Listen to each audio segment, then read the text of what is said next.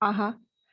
And it's hard to skim because the whole poem fits together. You don't get the point until you go all the way to the end. Well, I usually read till the end, but I mean, without, otherwise, every single couplet or something has so many double entendres and everything that if you really want to get a lot Repetition. out of it, you have to take.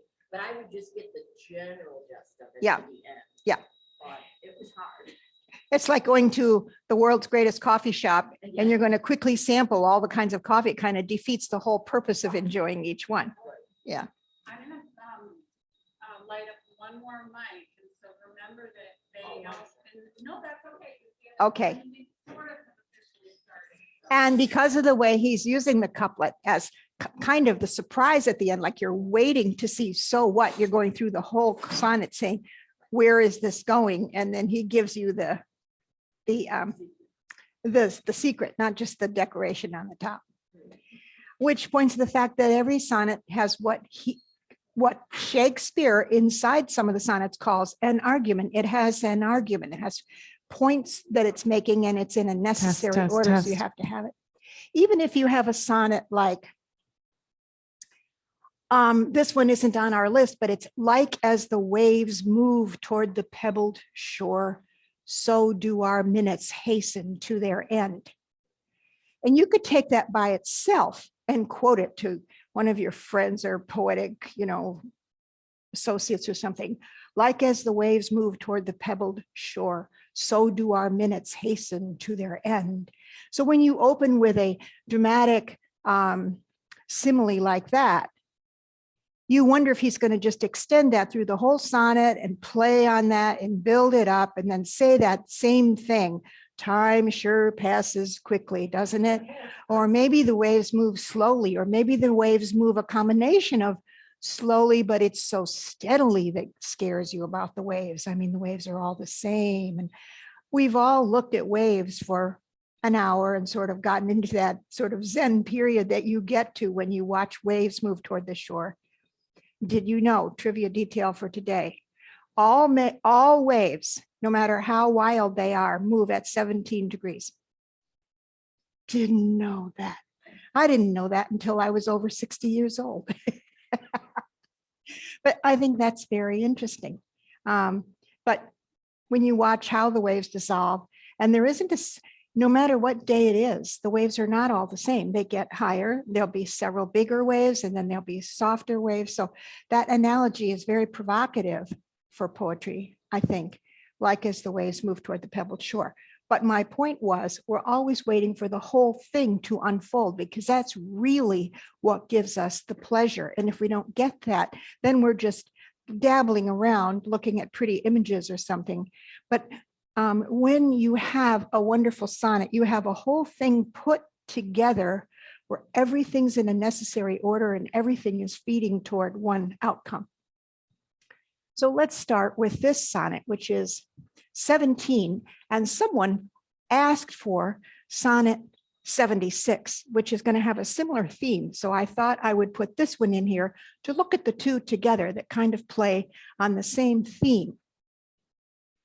And I like this one because it's going to introduce a theme we do see repeated. What is my verse? What does my poem mean? Why am I writing a poem about something? And what does the poem do? Who will believe my verse in time to come? If it were filled with your most high deserts. Now this isn't working. What? Oh, there it is. If it were filled with your most high deserts, though yet heaven knows it is but a tomb which hides your life and shows not half your parts. If I could write the beauty of your eyes and in fresh numbers number all your graces, the age to come would say this poet lies. Such heavenly touches ne'er touched earthly faces. So should my papers, yellowed with age, be scorned like old men of less truth than tongue, and your true rights be termed a poet's rage and stretched meter of an antique song, which I think I would say, and stretched meter of an antique song, almost putting the ED in there. Now he's made 3 points in those 3 quatrains.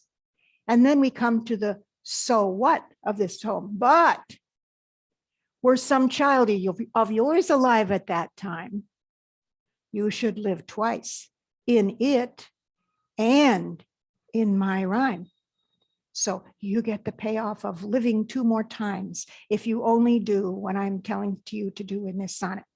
And we're not paying a lot of attention to the ordering of the sonnets or why are they in this particular order, but the scholars have pointed out that the first 17 poems, ending with this one, all are on the theme of telling a young man to get married and have children. Oh, lovely boy, you're so beautiful. I love you. I love everything about you. You should get married and have children. So, of course, as you might imagine, this has provoked enormous autobiographical curiosity. And we go off down this, ivy-covered trail of trying to figure out whether Shakespeare is speaking a code about his private life in all these sonnets and giving little hints and statements of what's going on in his life. And we call that the biographical fallacy, because Shakespeare is creating a voice in this poem that he wants you to hear the voice and let the poem create its own world. It doesn't have to be I, William Shakespeare, am speaking from my own life. He's speaking from a whole poetic history and background that is playing into this. So if we look again at how it's organized, who will believe my verse in time to come if it were filled with your most high deserts? Look at the way verse and deserts are almost a kind of rhyme, their verse and deserts. And yet heaven knows it is but as a tomb. And we see that come and tomb are an off rhyme. They don't actually technically rhyme. They're really an off rhyme. And the same with deserts and parts. Where's my pointer? Where's this down here? Deserts and parts is supposed to be a rhyme, but it's not a perfect rhyme. Hi.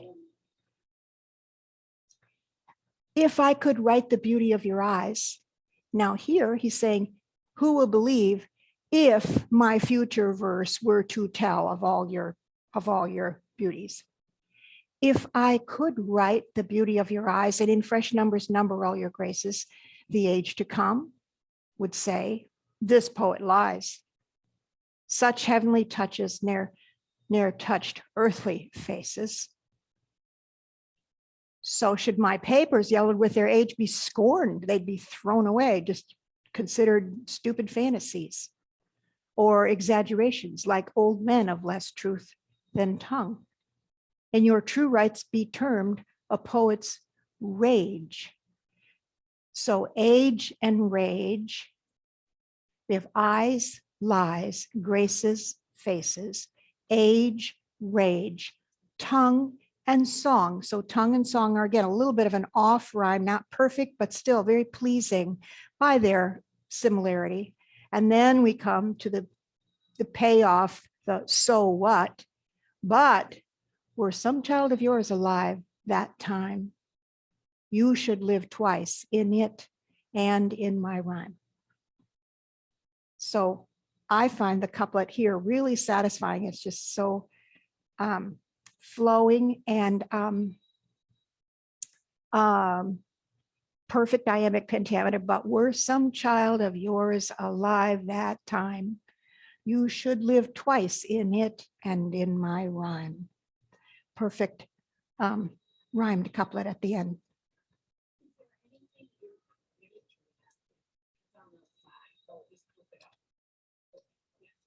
Is there anything in this particular poem that would lead you to believe he's talking about a man versus a woman? I would say right in this one, it could be either. In this particular one, no. And that is really, I think, such an interesting question for those of us who are seeing that in some poems, the speaking voice. Now, the other question is, are we always sure the speaking voice is a man? Just because it's a Shakespeare poem doesn't mean he would always have to write in the man's voice. That's why asking who is the I in the poem is really a good place to start.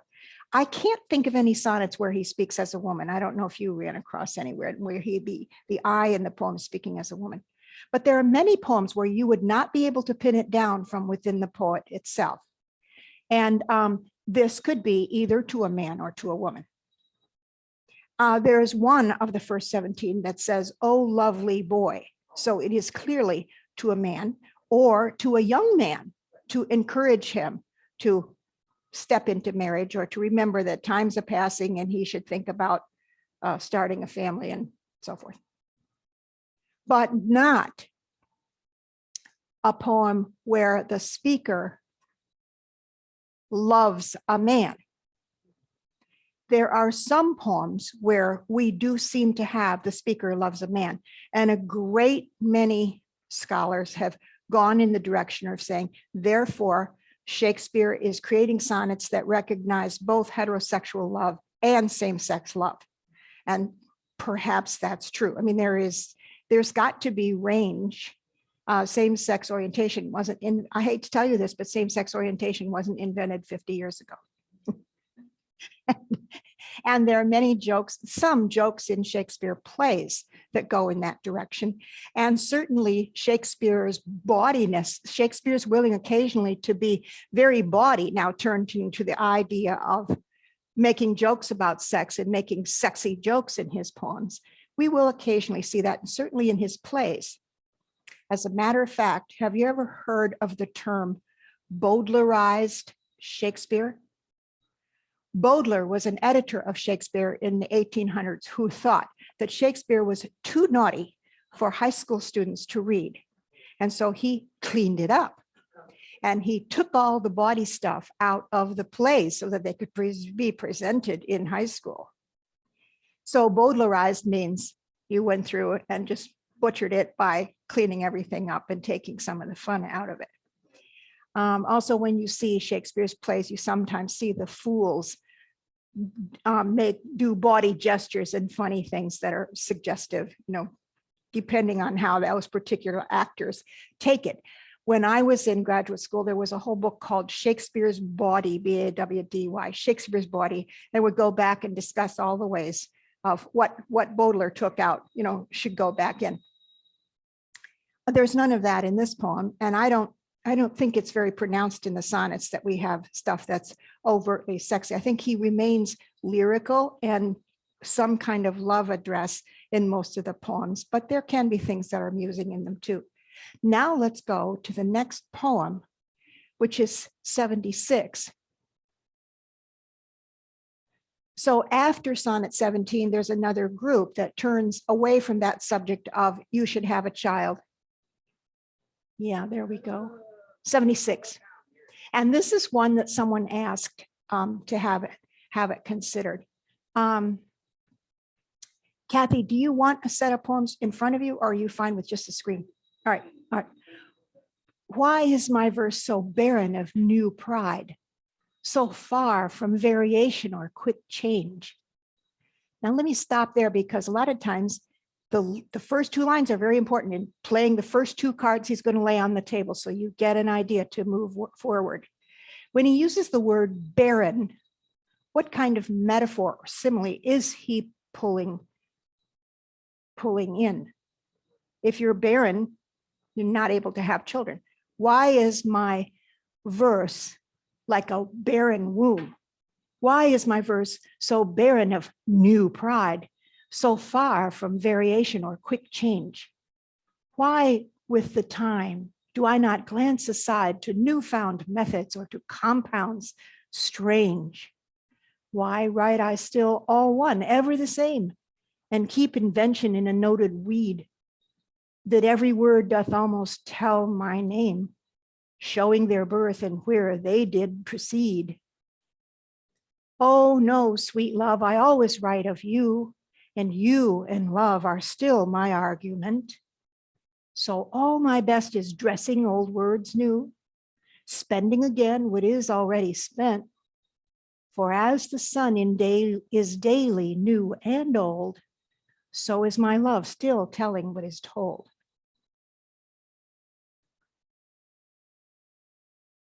Again, I think the couplet gives you the final, it has a summary effect, kind of says again what the sonnet has been saying.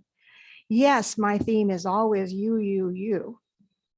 But as I said the first day, remember the old song we heard in high school, you, you, there's no one like you, you. You can make my dreams come true if you'll say you love me too. Now that is trite.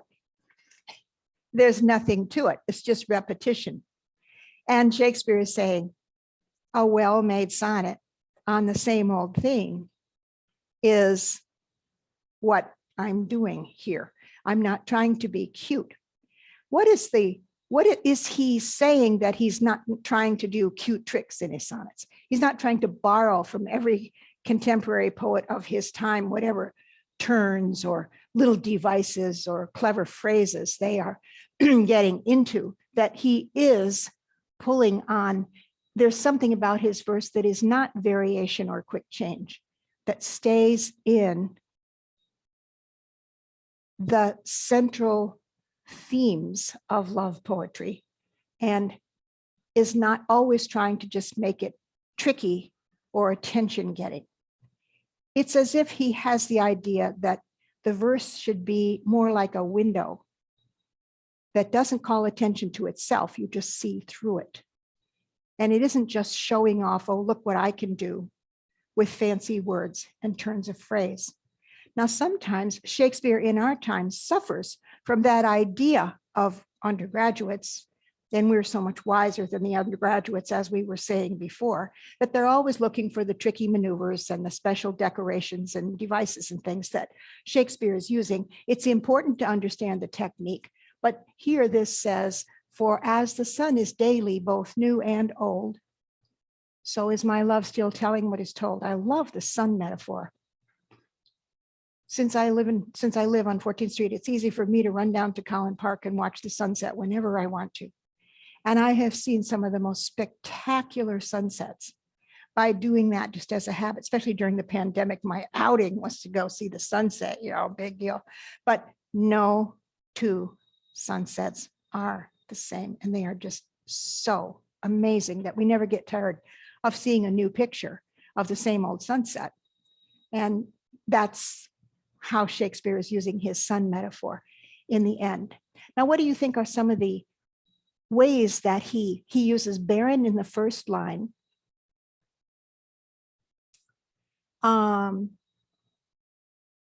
Every word doth almost tell my name, showing their birth and where they did proceed, as if I have my own style, the same way that your children might look like you. There's something about me that people can identify in a sonnet. Maybe he's making a self-reference there, that his sonnets are beginning to circulate. Oh no, sweet love, I always write of you, and you and love are still my argument. So all my best is dressing old worlds new, spending again what is already spent. For as the sun is daily new and old, so is my love still telling what is sold. Now, could this be a man to a man, a woman to a woman, or a man to a woman? It isn't gendered. This particular poem is not gendered. It's certainly about love. I like this one better than the other one, a little bit than the previous one. I like it a little bit better, but it's hard to start saying one is better than the other, like a box of chocolates. You could have a favorite, but are there any things in this thing that are puzzling? Almost seems to me like he was criticized and he was defending himself. All right. Like other sonneteers of his time, and sonnets were supposed to be, every gentleman of a certain breeding and education was supposed to be able to throw off a few sonnets now and then. And it was kind of something university students would do. And like young intellectuals, they're always looking for those trademark things, the things that are new and strange and peculiar compounds. And Shakespeare's saying, no, there's no substitute for just good taste, plus some of the same old techniques that we've inherited from Greek and Roman poetry, and blend them with the powers of the English language. And don't expect me to show off little tricks. I'm just going to get the job done by the time I get to the end of the sonnet. It's sort of a prideful sonnet, doesn't say? He's almost saying, my name is on my work. Like I have my own way of doing things. And the one line I puzzled about is keep invention in a noted weed. Well, what is a weed? A weed is just the most common thing you find in every field. And there are so many kinds of weeds. But if I can use it for some invention, if I can use a common thing like a weed to invent something that serves my poem, that is the kind of variation and change that I might do. Any other questions? I like the line, oh, no, sweet love, I always write of you. And you and love are still my argument. So all my best is dressing old words new, spending again what is already spent. Okay, let's move on to the next one. Hi. Do you have your poems, or do you want to, are you fine with just seeing them on the screen, or do you want me to give you a copy? Oh, you got them. Yeah. All right. Oh, you only have one? Oh, here's the whole set. Okay, and we're now looking at the third one. So this is Sonnet 18. This is among Shakespeare's top 2 or 3 sonnets. This is more beloved and more anthologized than almost any of his sonnets.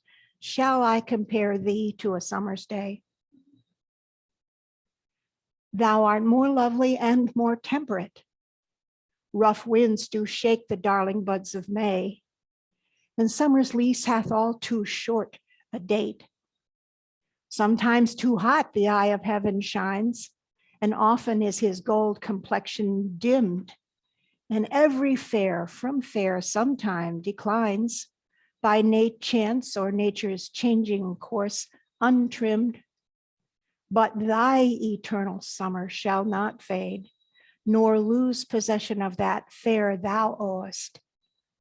Meaning ownest, that you own, that fair that you own. Nor shall death brag thou wanderest in his shade, when in eternal lines to time thou growest. So long as men can breathe or eyes can see, so long lives this, and this gives life to thee.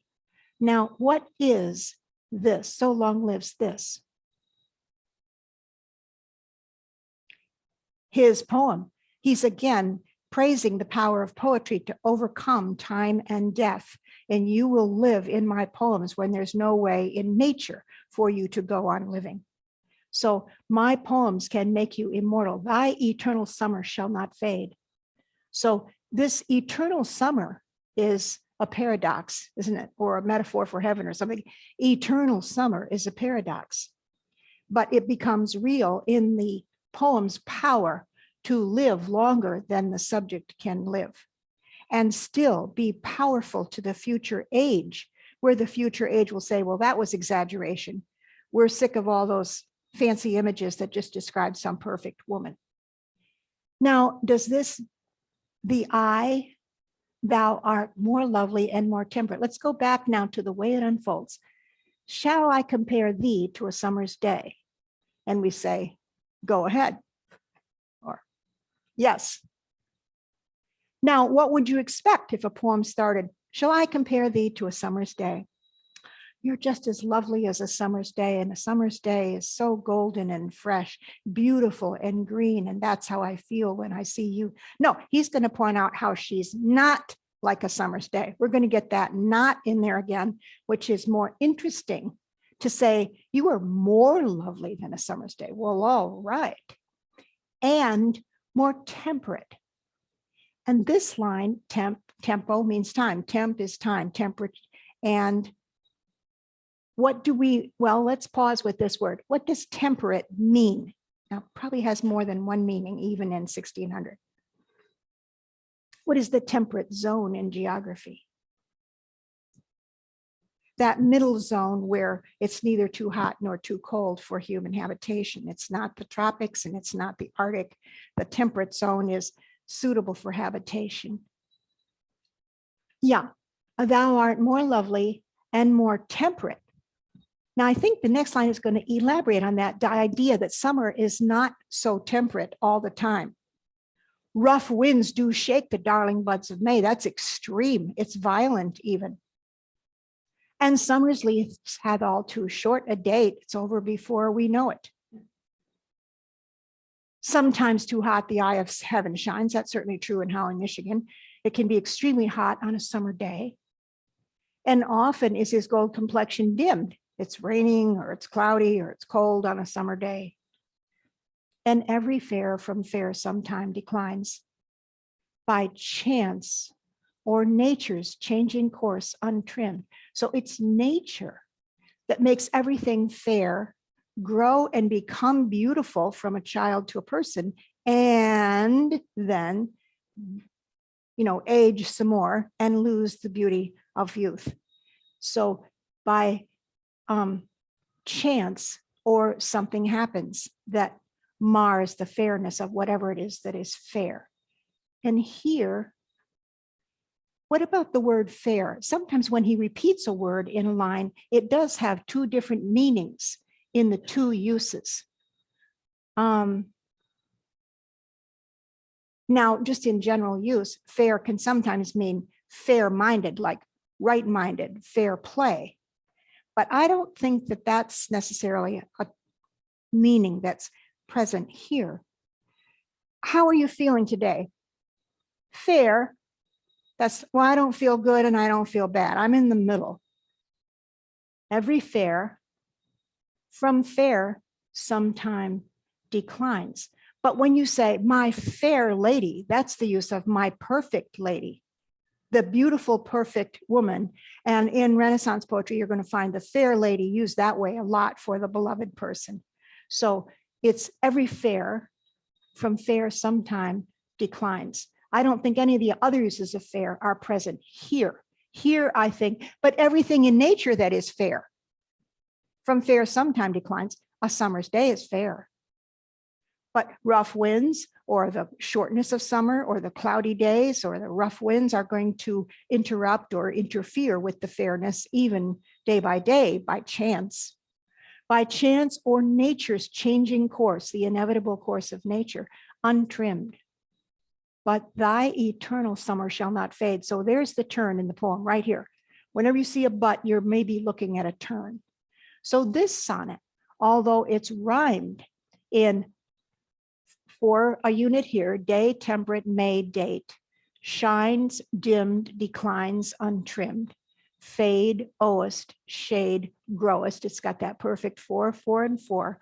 And yet at line 9, the last 6 lines do form a but about how thy eternal summer shall not fade. And so he's again comparing her to a summer's day in a different way. Shall I compare thee to a summer's day? Thou art more lovely and more temperate. And then these elaborate on that. But thy eternal summer shall not fade. And that's another way of comparing her to a summer's day. She is more eternal than a summer's day. Thy eternal summer shall not fade, nor lose possession of that fair thou owest. You have a fairness that is beyond time. Love conquers time, a great theme in almost every sonnet.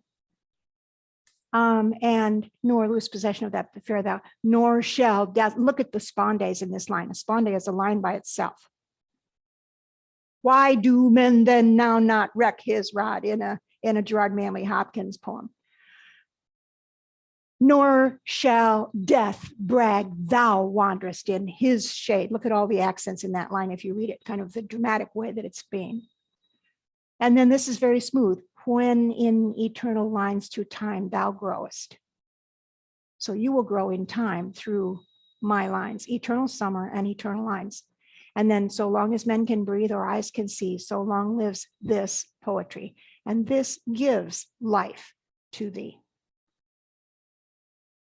Okay, let's go to the next one. Any comments about this poem? Is this justly one of Shakespeare's most repeated poems and most loved poems because it's accessible and yet it is complex and subtle and very interesting in the way it uses the language.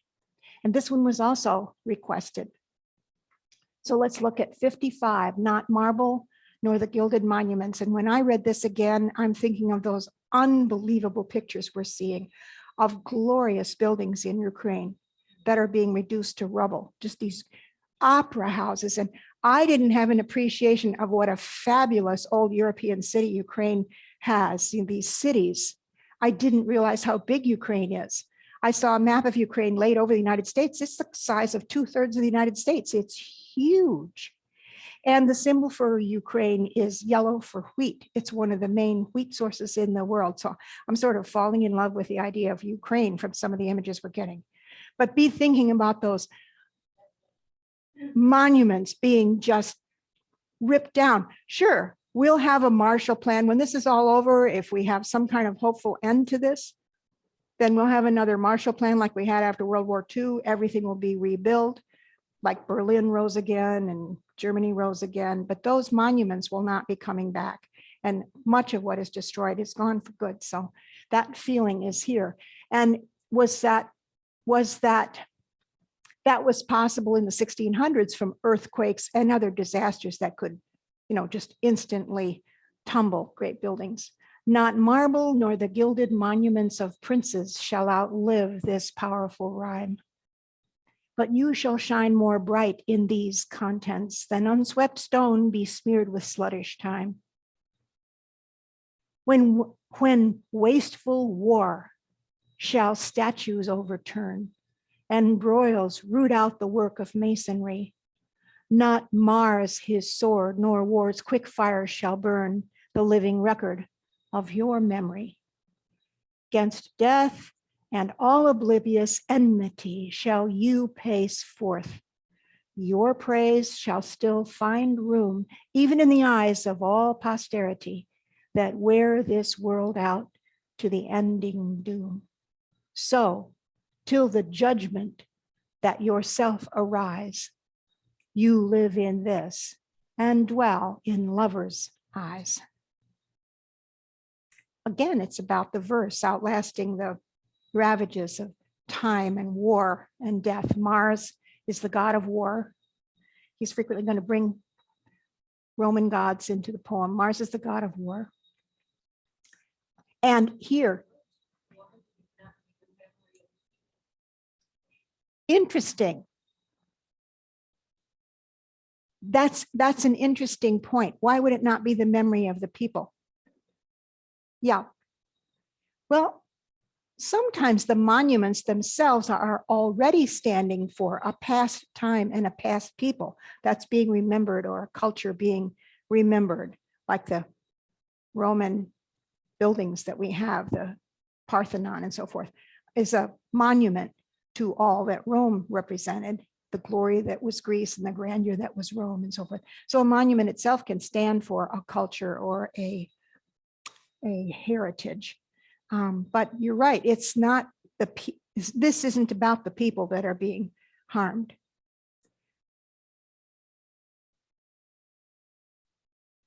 And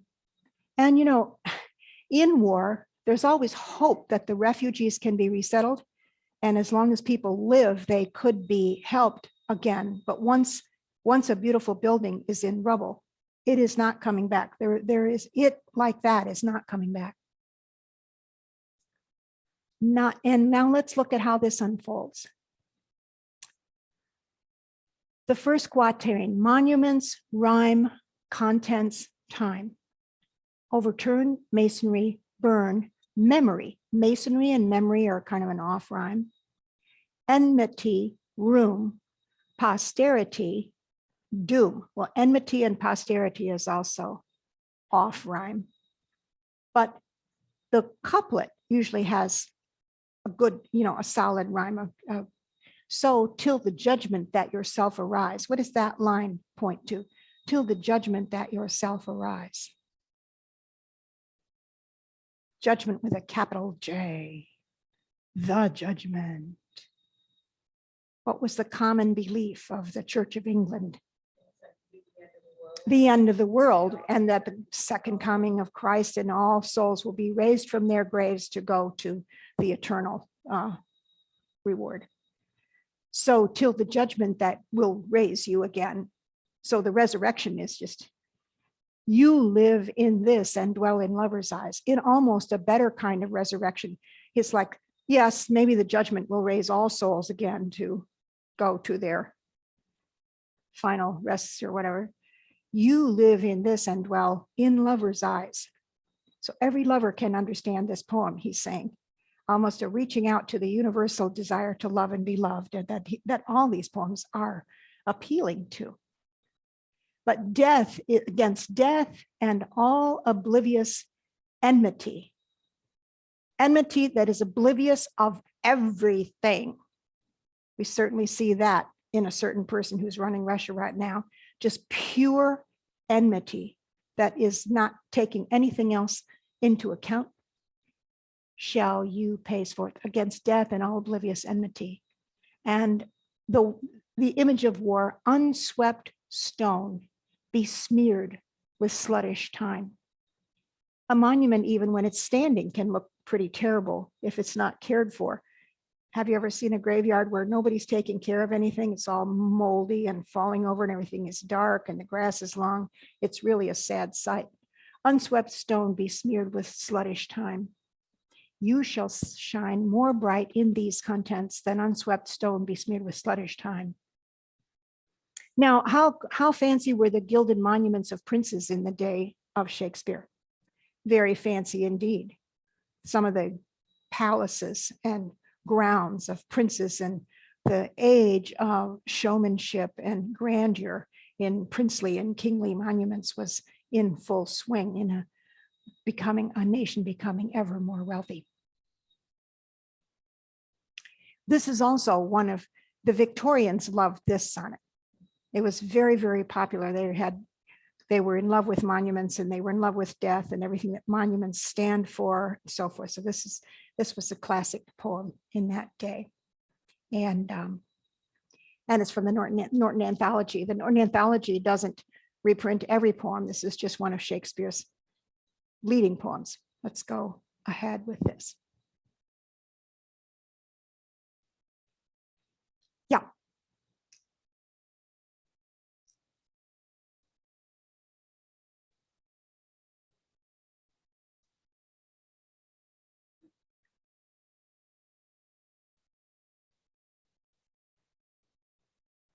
Okay.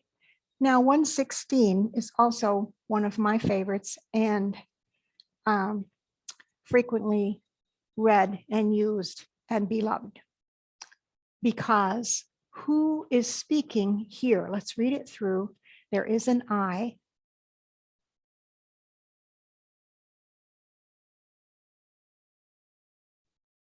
This is the only place where I comes in though. I don't see the I. Well, here's me. Okay.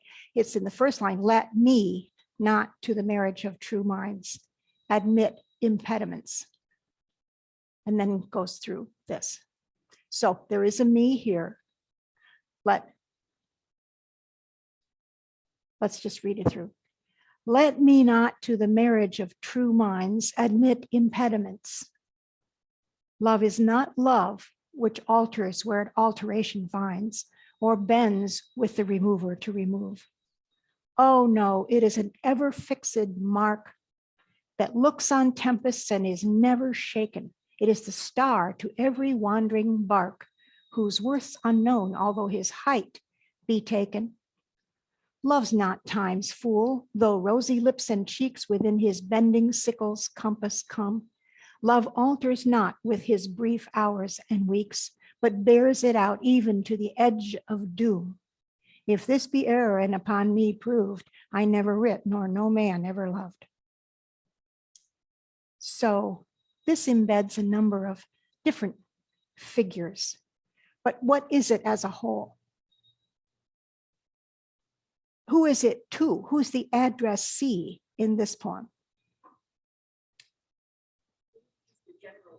Everybody. It is. It's just like a statement. It's like a meditation or a thought carried out, philosophy. And there's reference to he loves, but every lover's eyes. The last sonnet that we read, you will live in lover's eyes. What I say here applies to all lovers of the future. And this is the point Shakespeare's making that is coming to be accepted in the 1600s by those cultures that were more free and more recognizing the individual. Not marble nor the gilded monument starts with the prince with his incredible palace. But the poem is saying the love between two ordinary people is more grand and more beautiful than the most lavish house of a prince. Ordinary people have interior lives. Ordinary people have loves that are just as grand and just as important and beautiful as anyone else's love. It's the idea that every human person has an interior life that is worthy of expression and worthy of notice. That is so taken for granted, I think, in our literary culture, that we forget that there may have been a time when that was new. You were trying to mimic what was noble. You were trying to adore or admire what was noble other than you. Lowly you was looking at something grand.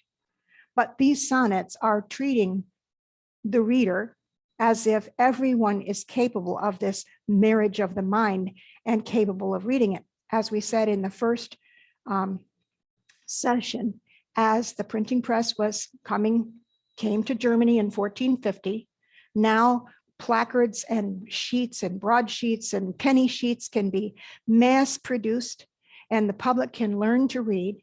And the Protestant tradition and influence is saying every person should read the Bible for themselves in their own language, and the Bible is being translated into every individual language all across Europe, so that you and I and the common man, if they can read, will be able to go to the Bible yourself. It's like the recognition of the individual soul's power and responsibility for itself. Have you heard of the teaching of Luther that's sometimes refers to as the priesthood of all believers?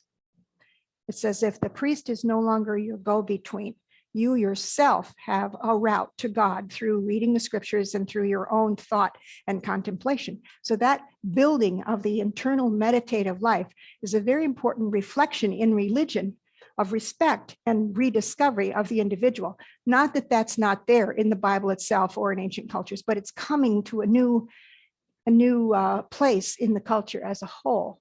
So Shakespeare is speaking as if he's just every man. And here's a reference to every man. And in the past sonnet, the couplet referred to this love lives in lover's eyes. It's that kind of recognition that every person who can love will have of the center or core of a beautiful love poem. It'll be kind of proven on your pulses, and believing that every person, however humble, doesn't have to have a big vocabulary or any kind of degree to be able to respond to the language the same way that everybody else does. The audiences for Shakespeare's plays were pretty much everybody in the street. They were not just the university students or something. Now let's look at some of the particulars here, or bends with the remover to remove. That seems a little bit opaque, kind of. What does that mean? Love is not love, which alters when it alteration finds. You don't just give in to every quick change of circumstance. Love doesn't just give in to every little obstacle in circumstance that might threaten it, or bends with the remover to remove. It's not so flexible that now you're in love and now you're not. Today you're in love and tomorrow not. Now you love this guy, loves me not, in and out, back and forth. Love has fidelity and sustenance to it. It is an ever-fixed mark. Now this is a North Star image that Shakespeare's readers were seagoing enough to realize that all the ships were guided by the one central one. The star that doesn't move is the North Star. And then all the other stars revolve around it. So you can always navigate in the Northern Hemisphere by finding the North Star. So it is the star to every wandering bark, and a bark is a ship, whose the worth of that star is unknown, although his height be taken. Now, when you went for the North Star, you used a thing called the astrolabe that had two arms like this, and you pointed at the sun, and then you measured this angle, and that told you what time of day it was. That's how they told either their position or the time. If you knew the time, you could get your position. If you knew your position, you could get the time, because they were related and they understood the stars in that way, that they could find time and or position by that astrolabe. So he's making that kind of image here, although his height be taken. Love's not time's fool. Shakespeare's plays and many stage presentations have a fool as a character. Do you remember this from even a serious play like Hamlet?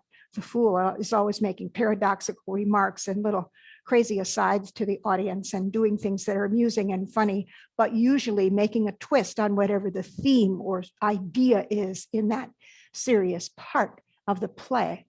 Though rosy lips and cheeks within his bending sickle's compass come. Now, when we see time as a scythe, as a reaper, that is an example of pulling a symbol from the culture itself. We're still used to hearing of time as the grim reaper, and time seen as a reaper who comes through the field and with that scythe just mows absolutely everything down. And so Shakespeare doesn't have to explain his figure there, because time's bending sickles compass, now not compass like direction, but the encompass, it encompasses everything. So the bending sickle sweeps over everything. Within his bending sickle's compass come. And Shakespeare has that ability to just compress in a single line that moving picture of time's bending sickle and its universal compass. Love alters not with his. Is that time? I think that is Tim. Every time you meet a pronoun, you need to know, who does that refer to? Love's not time's fool, though rosy lips and cheeks within time's bending sickle's compass come. Love alters not with time's brief hours and weeks, but love bears it out even to the edge of doom. Love will bear itself out even to the edge of doom. If this be error and upon me proved, I never writ nor no man ever loved. Okay, let's move on. He's going to have a couple of other, both religious and love poems like this. I should mention that this poem is reminiscent of a passage in scripture that's one of the most famous passages read at weddings and so forth. Though I speak with the tongues of men and angels and have not love, I am a sounding gong or clanging cymbal. Though I have prophecy and learn all things and have not love, I am nothing. This is St. Paul writing in a letter to the Corinthians, a description of love that actually comes from Plato and other Greek and Roman sources. It isn't just biblical, but there it is in the Bible, presenting this great universal idea. I'm nothing if I do not have love, and has many of these ideas in it. So this concept of love that is attainable by all, but is the ultimate spiritual love that is ideal, is here too. Okay, let's go to the next one. I noticed that everything is negative in this. It's taken all Yeah. from the negative viewpoint to prove a point. Excellent. In the same way that St. Paul was going, though I speak with the tongues of men and angels and have not love, I am nothing. So that nothing thing is, believe me, that's in scripture a lot. And so here it is in poetry, that powerful use of the negative that Shakespeare can do. And even in the end, if this be error and upon me proved, like if you can find a flaw in my argument, if you can go say, yes, but I never writ nor no man ever loved. And he's referring back to everyone has experienced love. So forget all your arguments, kind of like that. Love alters not with the brief hours and weeks, but bears it out even to the edge of doom. Okay, let's go ahead.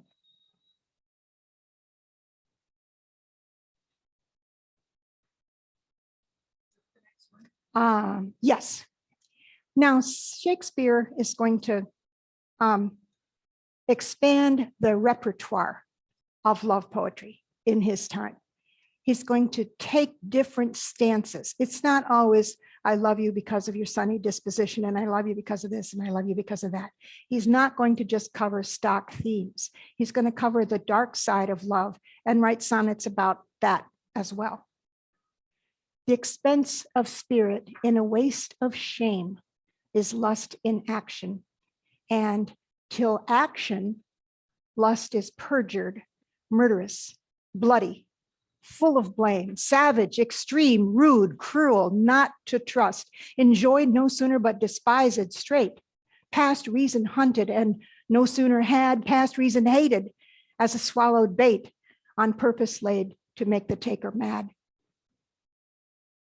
Mad in pursuit and in possession, so had having and in quest to have, extreme, a bliss in proof and proved a very woe, before a joy proposed, behind a dream. All this the world well knows, yet none knows well to shun the heaven that leads men to this hell. So put that into what is the thought here?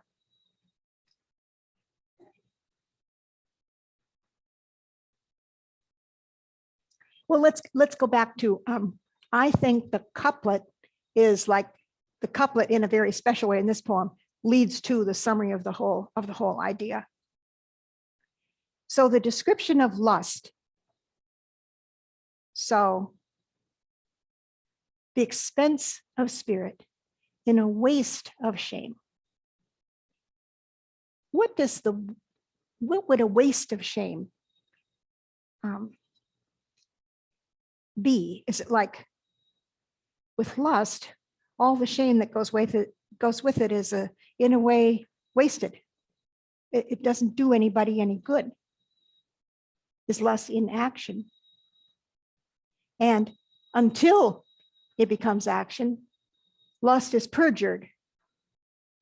Well, I'm not sure what that means, but murderous, bloody, full of blame, savage, extreme, rude, cruel, not to trust. Rust is really, really bad. Enjoyed no sooner but despised straight. Past reason hunted and no sooner had, past reason hated as a swallowed bait. Look at how those plays on words that we're becoming used to now, the repetition of the same word and the turn and the paradoxical statement, no sooner enjoyed than you hate yourself.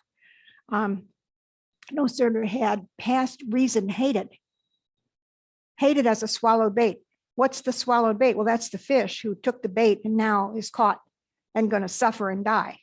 So past reason hated as a swallowed bait.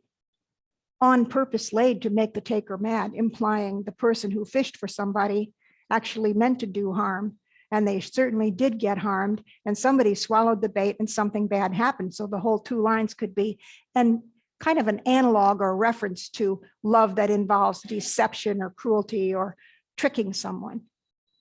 Mad in pursuit and in possession. So pursue it madly or with passion, and then go mad once the effects play out. Had, having, and in quest to have. Extreme. In other words, not temperate. Not temperate.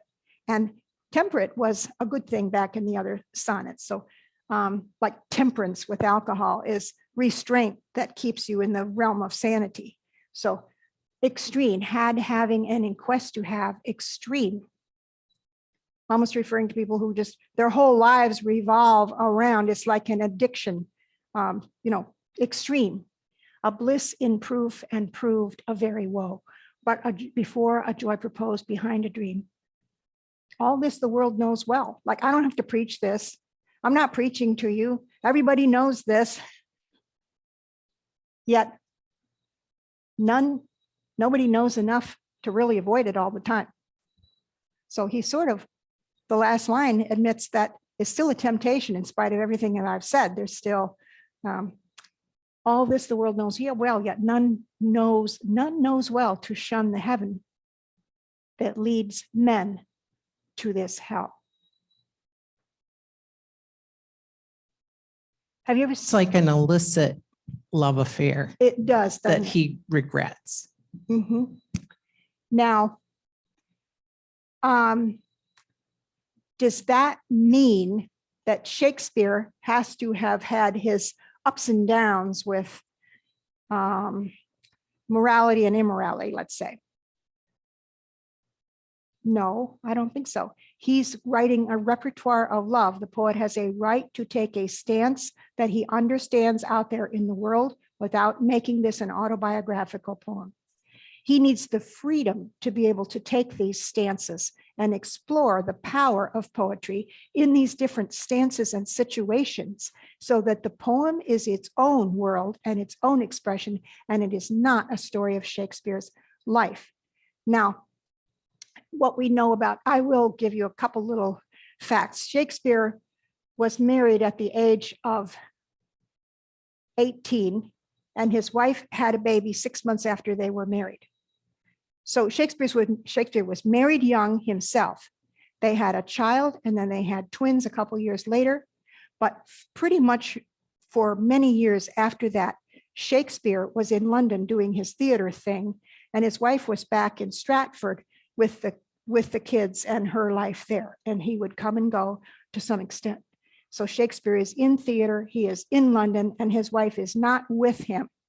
So those are facts, and that he is reflecting that he knows how other people live, the stories of other people. He observes what other people's love stories or family stories or life stories are. And these are the way, he's almost like being the prophet and priest of the culture here in his voice. Not necessarily, I know it as well as you do, and you know it as well as I do, and you know that I know that you know that I know that how things go really haywire sometimes. Okay. Do you like this poem? Would you give it to your teenager as a warning to take, watch what you do? Wondering, could you even read this? Do you think it could refer to like venereal disease and the problems with going to prostitutes and the things like that? I mean, if you wanted to read a lot, he doesn't explicitly say that, but going mad. Yeah, and they did understand venereal disease. They did understand that some diseases were sexually transmitted and they were no fun to have, and it brought about blindness and madness and everything else. Yeah. Untreated syphilis will make you mad. So it is, I think that could be, yes, it could be. It would be if as he's taking the role here of prophet and priest to the culture, I know what I'm talking about. In the same way that in the true love, the marriage of true minds, if this be errand upon me proved, I never writ nor no man ever loved. I know that you know that I know that you know that true love exists. And the same is true here, that false love, or this could be called a form of false love, exists out there and plays terrible havoc with the spirit and the body of man and so forth. Yet none knows well to shun the heaven that leads men to this hell, this particular hell. Mad in pursuit and in possession. So using mad in two different ways, because when you have syphilis, you really are going to go mad and there's no way back. But mad in pursuit just means crazy love, you know. Okay. The expensive spirit and a waste of shame. This is not actually one of Shakespeare's most widely read sonnets. The anthologies don't necessarily pick this one up. I think they would get, if you put today with what's going on now with states trying to control what goes into high school books, this one has no chance whatsoever, even though it's preaching about the dangers and insanity of ungoverned love. But, you know, it's outside the boundaries of what some people think is respectable traditional poetry. Does it sound like something that some of these things could come from the pulpit, even with great passion and fervor from a pastor? Possibly. Okay, let's go ahead with this. the next one. Yeah.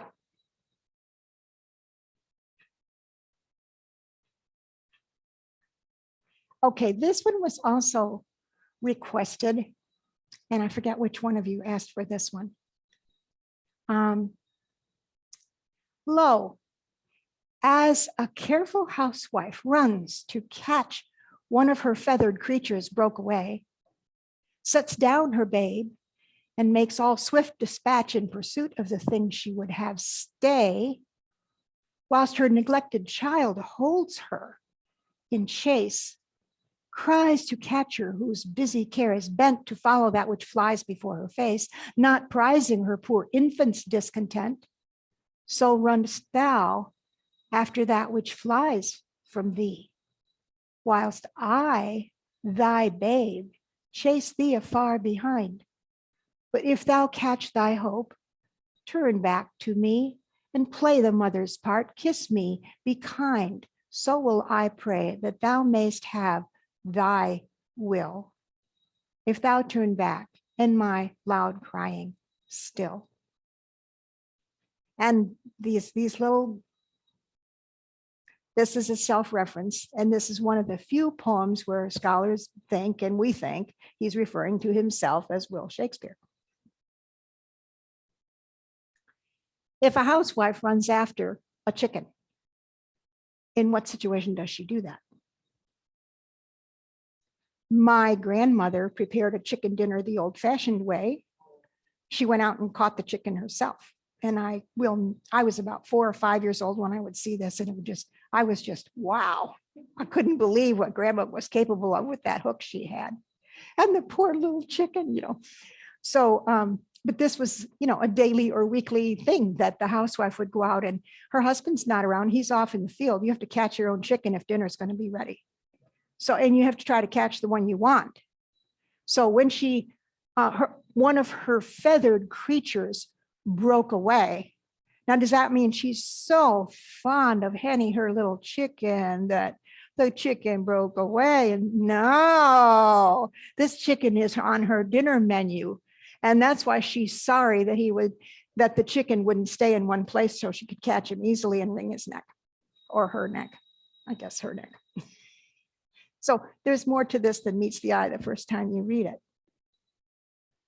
But Shakespeare isn't necessarily introducing a housewife who's planning to, well, now, wait a minute, maybe he's saying, whilst he's calling attention in line 5 to the neglected child that's standing by, watching her, doesn't understand what she's doing, and chases after his mother. So you do have a comical picture of the mother chasing the hen and the child chasing the mother.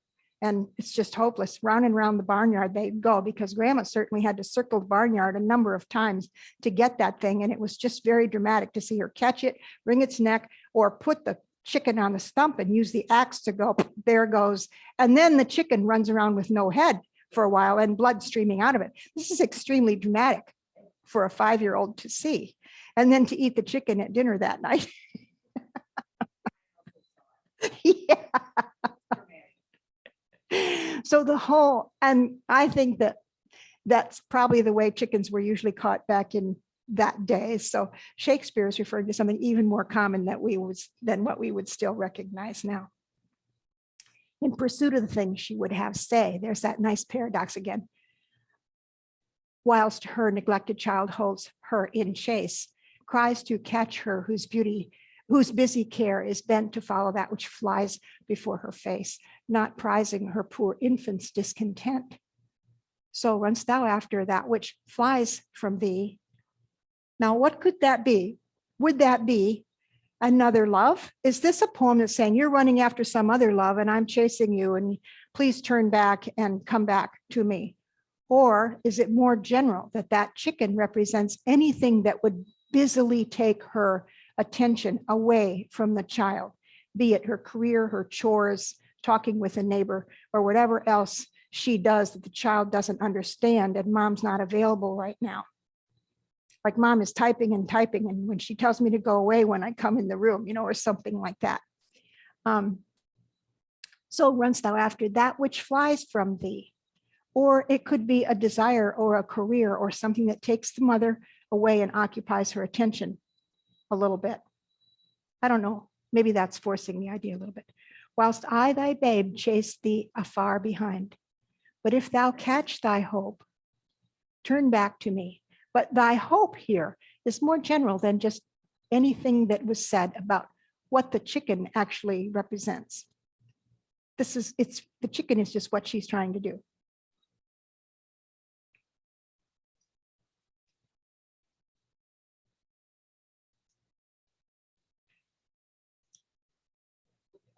Up, yeah, put it up. Yeah, there we go. Is anyone else here a military wife?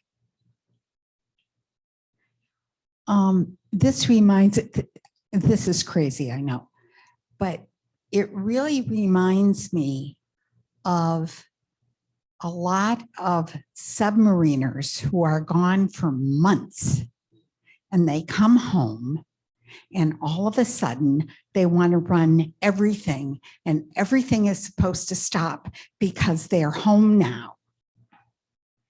And I can't tell you how many marriages that destroyed because mother has had to be mother, father. She's sold cars, she's bought houses, she has been the single parent for her kids. I once talked to a lady whose husband was in the alternate team to a submarine we lost. And I said to her one day, how do you deal with this? And she says, when he's gone, he's dead. I have to run things. And if he comes home and decides that everything now stops, then that marriage is in trouble, big trouble. Good. That is such a good, I don't think that's crazy at all. I think this poem is in some way about that, about the distraction that takes one away from the other. And then it, in a way, can't be repaired, or there's fear that you can't go back to the way things were before. You can't go home again. And it can happen in so many ways, even if he comes home completely, together, he has his act together, he hasn't lost his mind or become a post-traumatic stress victim or something. He's just not the same man.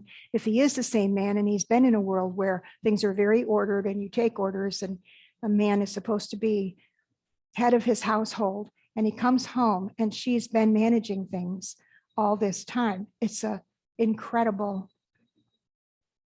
marriage buster. So the plea here to come back to thy will, come back to me the way things were before.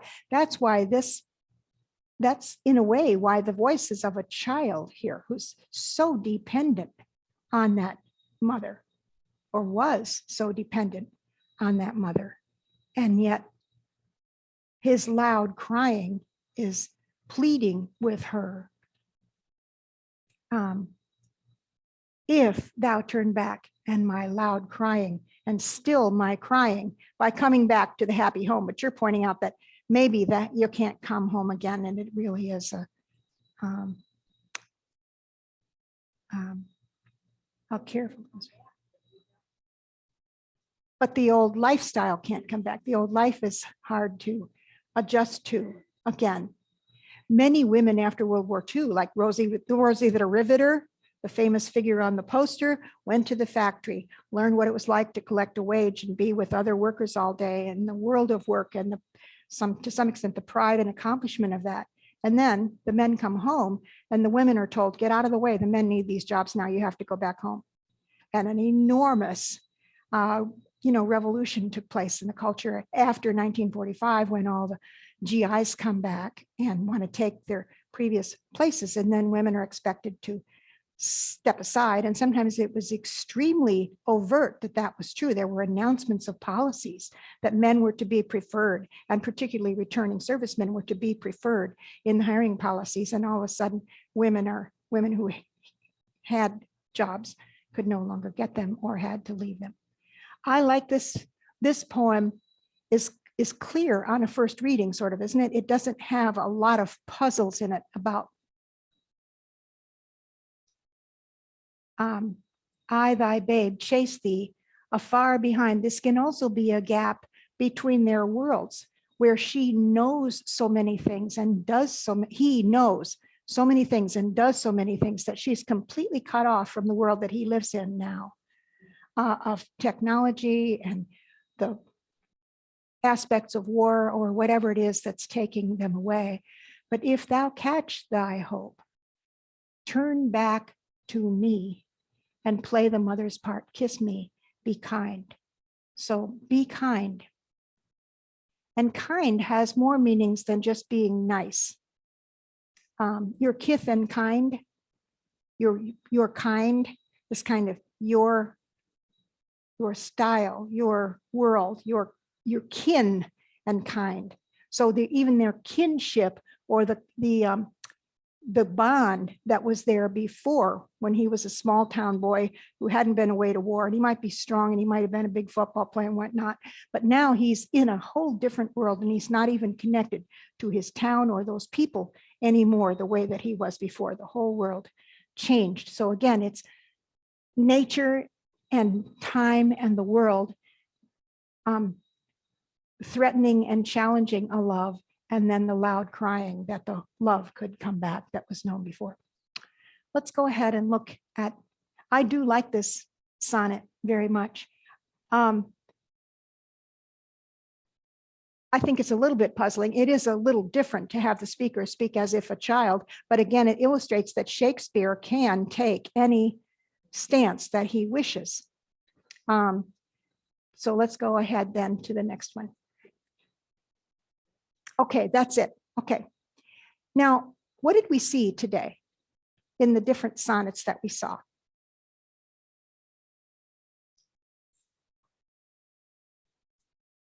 Well, we saw a lot of kinds of repetition of words and word play, where verse and deserts, knows and shows, in new numbers number your graces. Something touched you can be touched in verse, a different use of the word touch. Lots of play on truth and true, what is true, and stretched meter of an antique line. We've seen a lot of play with meter in the lines. We've seen a lot of play with the rhythm of the lines. They're all not just like, I think I'll have another piece of cake. They're unfolding in this wonderful menu of ways to, like as the waves that towards the pebbled shore. That line takes its time. Like as the waves that towards the pebbled shore move, like as the waves move toward the pebbled shore, so do our minutes hasten to their end. The sounds are flowing and long, and they take their time. But some lines, I guess one angel is another's how, is very pithy and short, and it's just single words. One angel is another's how. I guess one angel in another's how. Now, did you know, speaking of angels, that in Shakespeare's time, because angel had come primarily from the Bible, therefore all angels were male. Do not think of an angel in Shakespeare's time as a pretty girl in a princess dress flying around with wings. The angels in the Bible are extremely authoritative and shadowy, and there can be fallen angels. There can be evil angels as well as good angels in the Bible. They're prophetic. They can be comforting, but they can also be challenging. They can bring terrible news, or they can bring comfort or good tidings, like the angels in, angels we have heard on high with the birth of Christ. They can bring the heavenly host singing glories, but they can also be play other roles as well. So these spirits and angels are peculiar. Okay, so now we're going to look at this one, which I think is a tremendous puzzle. And I think it takes a little prying and puzzling to get this one. Who wants to read this one for me?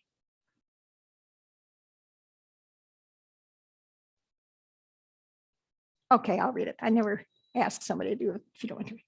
Two loves I have, of comfort and despair, which, like two spirits, do suggest me still the better angel is a man right fair, the worser spirit a woman colored ill.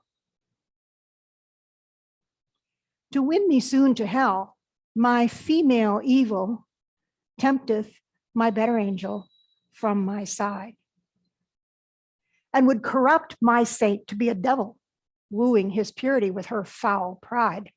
And whether that my angel be turned fiend, suspect I may, yet not directly tell, but being both from me, both to each friend, I guess one angel in another's hell.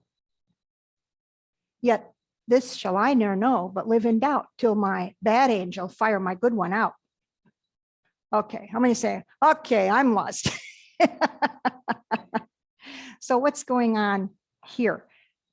I looked at what, No Sweat Shakespeare, that handy little site where you find the little translation in bonehead, straight English, what it means, says that the speaker is in love with a fair man, but a woman who's a friend of both of them is standing in the way, and she's trying to steal the man's boyfriend.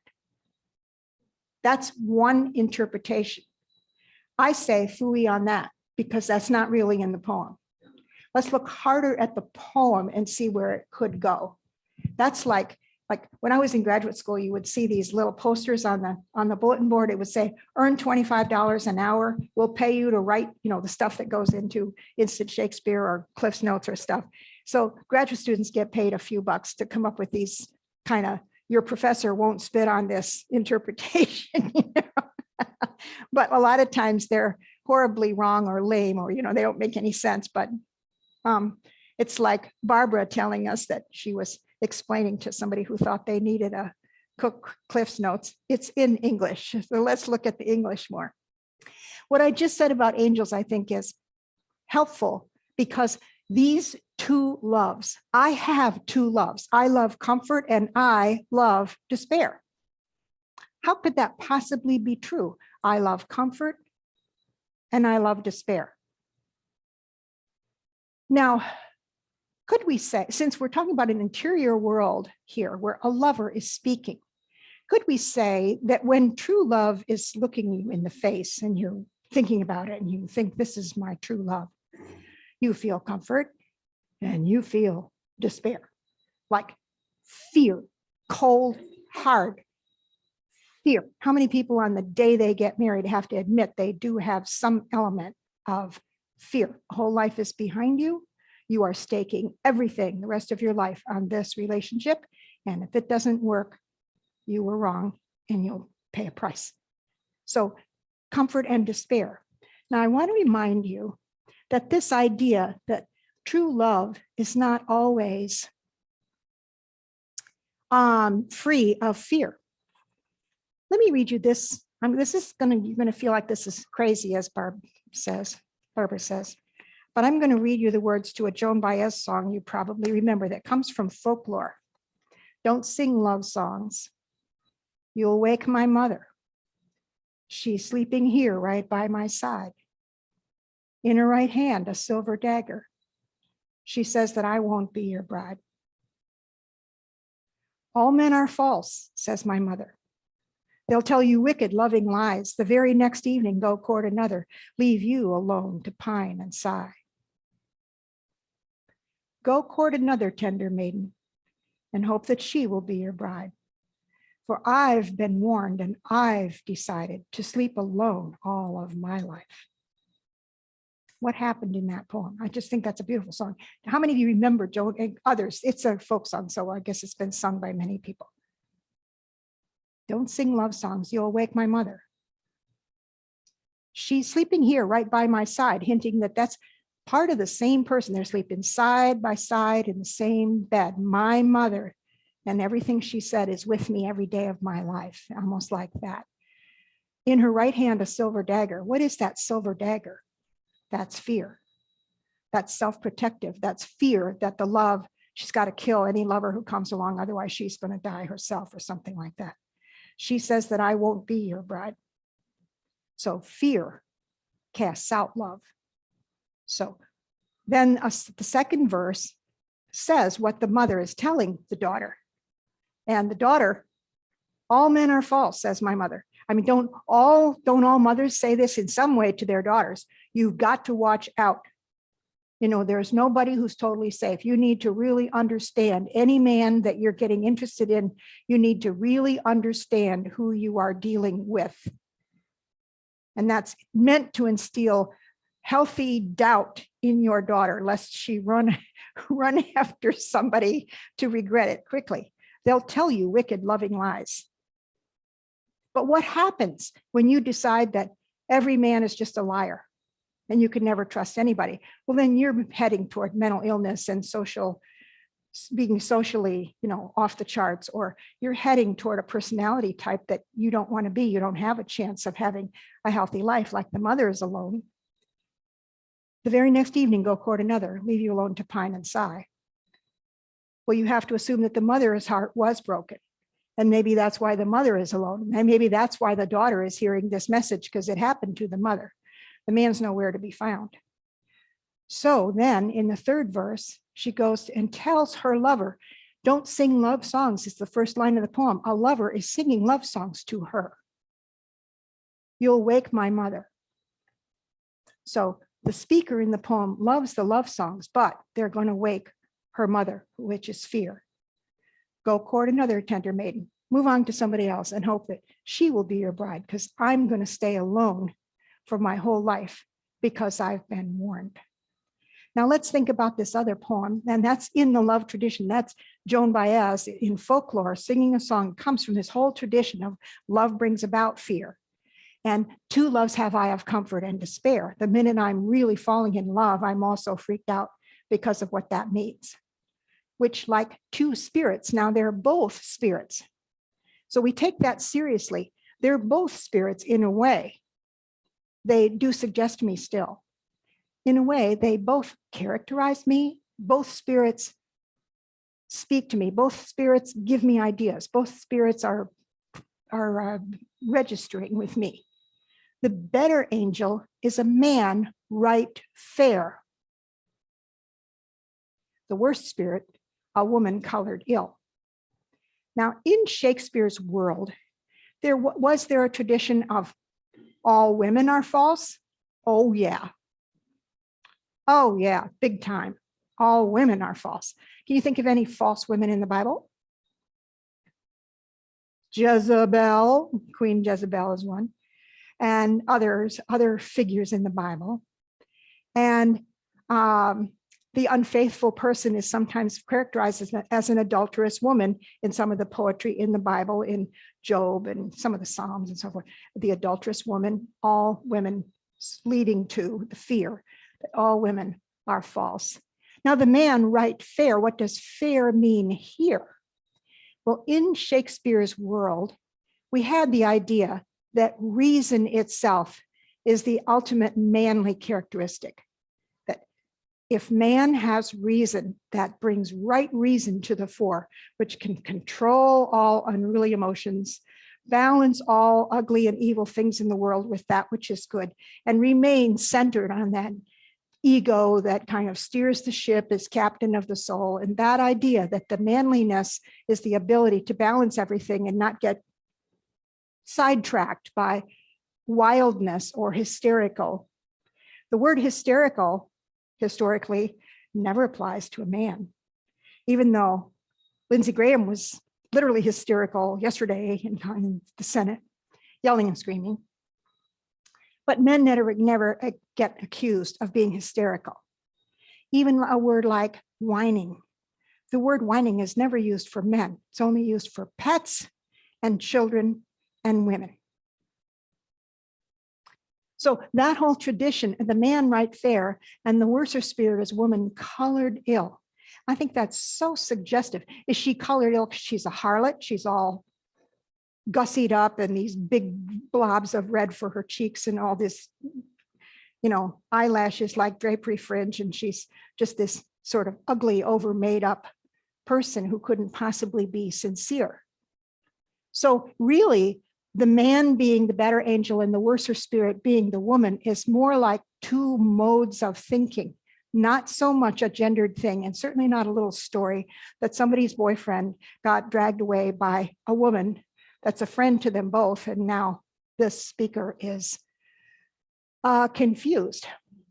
To win me soon to hell, my female evil tempteth my better angel from my side. So my tendency to look to love for comfort and joy and confidence and faith, hope, and love, let's say, that mistrust and evil is tempting me to step away and would corrupt my saint to be a devil. So the better angel is a man right fair.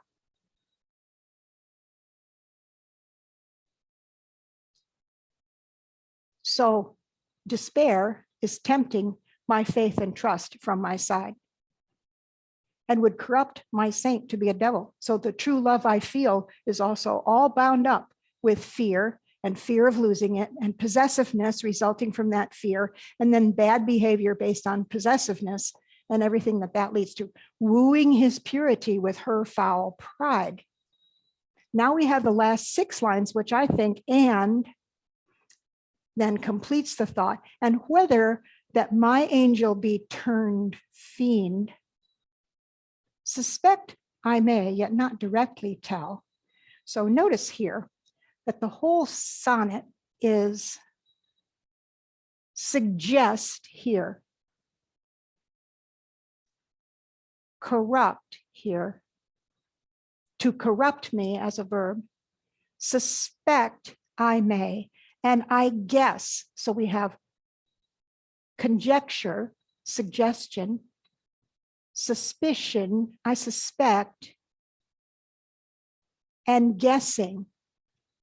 Yet this I shall ne'er know. I can never bring that around to knowing the truth, but live in doubt until my bad angel, despair, I think, fire my good one out. But even the phrase fire my good one out, what does that mean? Does it mean get rid of it, overcome it? Probably. Fire my good one out, win over, till my bad angel, fire my good one out. Well, if the bad angel is supposed to fire the good one out, then the bad angel would be the woman colored ill, wouldn't it? Or whatever that represents. But maybe this could be read either way.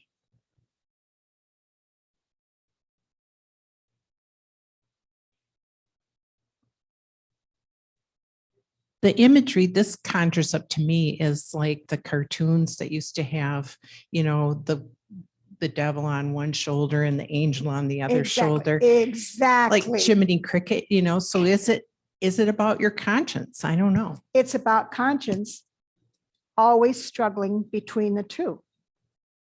And that, like, this is never going to happen. I mean, let's be at the end of the world when some clear thing comes about of perfect knowledge. I'm going to be suspecting and guessing and having to use my conscience between the two and find my way. Like, you're not going to teach your daughter all men are false because that's not true. And so you're going to hope that she can figure out between comfort and despair, between the joy of love and the rational thoughtfulness that should go into a meaningful relationship, can find their balance and have, quote, true love that will last as the result, kind of that idea. And then the cartoon, this is almost cartoonish in the way that it's referring to the woman colored ill. Shakespeare's not saying he thinks all women are colored ill or anything like that. He's just evoking this figure in the culture to help us imagine this, nor does he believe all men are right, fair, or anything like that. Anybody who would start making those interpretations is just not reading the sonnet very well. They're just getting carried away. Despair still, fair ill, evil side, devil pride, fiend tell, friend. This rhyme, fiend and friend, is a great rhyme because they're opposites there for the very similar word, tell and hell. I can't tell. I can't directly tell. I guess one angel, I wondered when I read that with this, whether this word is supposed to be is instead of in. I guess one angel is another's hell. That would also sort of make sense. And it sort of says sort of the same thing. I guess one angel in another's hell. So to the woman colored ill, true love would be her hell, I guess. This shall I ne'er know, but live in doubt. And living in doubt, I think Amy's got a good idea here that just represents the inner life that will always have to struggle with conscience, always embedded with that idea that as a human being, we are always in doubt. We don't it didn't come falling down from the sky to have perfect knowledge of everything. And we don't, now we know in part, but then we shall know in full. And that's in the Bible too. So you're never going to have full knowledge while you're still a human being. You're going to struggle with things and try to figure them out the best that you can. How well do you like this sonnet? I like this sonnet because so many of these are pushing the boundaries of the repertoire of love poetry, going into different stances and areas and creating sonnets that do not just say, I love you because of this and I love you because of that. They're not simple love poems that say the same thing over and over again. He does say, I'm only telling what's been already told. And it's true that none of his themes are really new in philosophy or religion or the struggle of the soul to find truth. But he is pushing the form of sonnet and the beauty of the sonnet and the ability to turn an idea and play with it through paradox and through the sounds of the words to give it a richness that it couldn't possibly have if you would just say the same thing in simple words and try to boil it down to one simple sentence. So for next time, I'm going to suggest that we look at, I think in the email that I sent you, I listed 5 poems, but I can give you the numbers now so you're ready to how you can look that up. That time of year thou mayst in me behold is number 73. Poor soul, the center of my sinful earth is 146. When to the sessions of sweet silent thought is 30. And then since I left you, mine eye is in my mind is, is it 113? Oh, thank you. I didn't have that one down. 113. And we did why is my verse so barren of new pride? We did that. So I would suggest 106, but that's optional because you can come next week with a new suggestion of a sonnet that you saw or you're puzzling out, or because of one sonnet you thought of another one and you'd like to, if you just cruise through those first lines, you'll see some that sort of catch your interest that might be on the same idea. Amy was saying one theme is fading beauty, and that there are so many things that time and nature threaten love, but love and time. There is a saying that all of English poetry has only one theme: transience, the transience of life. And that's got a certain kernel of truth to it, because every sonnet has some kind of compulsion that's leading it forward and trying to balance and make things beautiful. And for next week, do you have one favorite sonnet? I mean, that's kind of an old-fashioned game. What is your favorite sonnet? But I think some of us do kind of come to one that really was our favorite in the way it enriches an idea and carries a beautiful sound to it as well. How many of you have looked online to see Sir Patrick? Yeah, read these. He's really good, and it does help a lot. That's on the No Sweat Shakespeare site, isn't it? No Sweat Shakespeare has him reading them. So it really helps to listen to his beautiful voice, giving a nice delivery to this that's dramatic, but not overly pretentious or too artsy. You know, he does a beautiful job of reading it. Any questions? Thank you. And if you want to write a sonnet, I would love to see it. I'm not assigning that. Writing a sonnet is not as hard as you think, but you might, mine would turn out to sound like 14 lines of I think I'll have another piece of cake. I just. All right, so I'll be looking forward to seeing you next week, and send me an email if you have any questions or issues. Thank you, Linda. Thank you, Amy, for your help.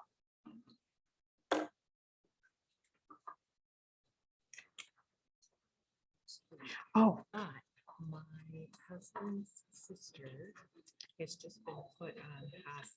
She has ALS. oh, And we're planning to go the first week of April. But he's so fascinating. And he's like, Oh. no, we'll wait until then. And I said, we can go wait. So if he So you're feels gonna- like he needs to go Yeah. sooner, I'll let you know. okay, fine. And anybody here can, Right. switch the sonnets away. Kathy can do it. Yeah, thank you. but I just thought I should give you a heads up, Sure. Just in Sure. Okay. And I guess Susan will take care of this. I don't need to do anything there. Did she give my, there wasn't another one, was there? no, I think that was the last one. That was the last one. Now, did she give me back my Thumb drive? thumb drive? Is that No, yours? no, it isn't. Oh,